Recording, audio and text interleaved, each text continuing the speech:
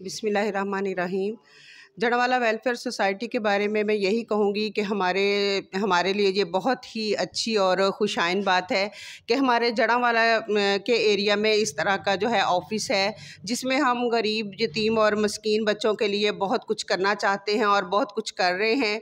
और हमारा आने वाला न्यू प्रोजेक्ट जो है वो इस सिलसिले में ही है कि हम जितनी भी बच्चियाँ हैं उनको हुनर सिखा सकें।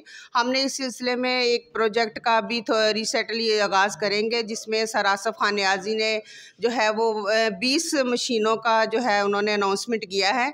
हमारे लिए ये बहुत ही खुशी की बात है कि हम इस अदारे के साथ मुंसलिक हैं। हमारी पूरी कोशिश होगी कि हम इस अदारे को जो है वो जितना भी आगे लेके चल सकें। हम सर आसफ़ खान नियाज़ी के साथ जो हैं वो मिलकर काम करेंगी और जड़वाला को इंशाअल्लाह ताला जो है वो एक ऐसा हुनर देंगे बच्चियों को कि वो आगे चल के जो है वो खुद कमा के, खुद रोज़गार कमा के और इंशाअल्लाह अपना जो है वो रोज़गार चला के अपना घर जो है वो चला सकेंगी।